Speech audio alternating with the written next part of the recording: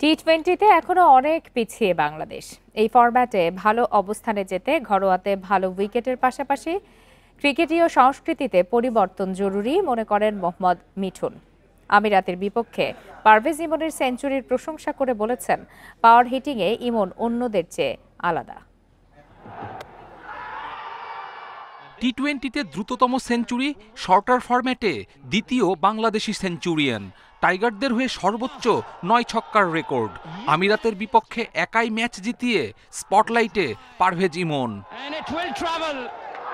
ইমনের এমন ইনিংস প্রশংসনীয়, যদিও তার পারফরম্যান্সে অবাক নন ক্লাব সতীর্থ মোহাম্মদ মিঠুন, বরং সহজাত ক্রিকেটই খেলেছেন টাইগার তারকা।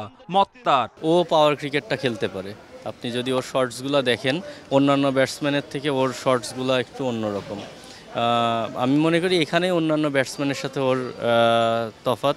ও যেভাবে খেলে, ও 20 ওভার খেলতে পারে, ওর 100 হওয়ার সম্ভাবনা বেশি, কারণ ও 4 থেকে 6 বেশি মারতে পছন্দ করে। টি-20তে 8 ম্যাচের মাথায় ছুঁয়েছেন 3 অঙ্কের ম্যাজিক ফিগার।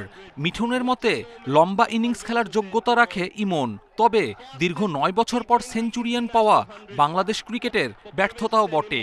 তখন আমরা পিছিয়ে ছিলাম, এখন আমরা পিছিয়ে আছি। আমরা কিন্তু কখনোই ইন্টারন্যাশনাল লেভেলে স্পেশালি এই ফরম্যাটটা আমরা কখনোই কোপ আপ করতে পারিনি। তো সেই জন্যেই দেখেন একটা দুইটা এরকম মানে ব্যক্তিগত পারফরমেন্স হচ্ছে। ছোট সংস্করণে 19 বছরে মাত্র 2 সেঞ্চুরি। টাইগাররা এখনো মানিয়ে নিতে পারেনি আধুনিক ক্রিকেটের সাথে।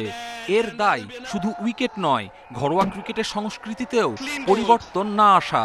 যেই কালচারে আমরা ক্রিকেট খেলি, প্লেয়ারদেরও ওই ফ্রিডমটা থাকে না। টি-20 খেলতে হলে আপনার মাস্ট ফ্রিডম থাকতে হবে। ওখানে আপনি ভুল করবেন, ওখানেই আপনি সাকসেস হবেন, কিন্তু আপনি একদিন ভুল করার পরে যদি আর সাহসটাই না দেখান, তাহলে আপনি সাকসেসটা হবেন কখন? আমিরাত সিরিজ শেষে পাকিস্তানের বিপক্ষে 5 টি-20 জয়ের ধারায় থাকলে আত্মবিশ্বাসী থাকবে টাইগাররা, বলছেন মোহাম্মদ মিঠুন। কপিল পাল, ইন্ডিপেন্ডেন্ট নিউজ।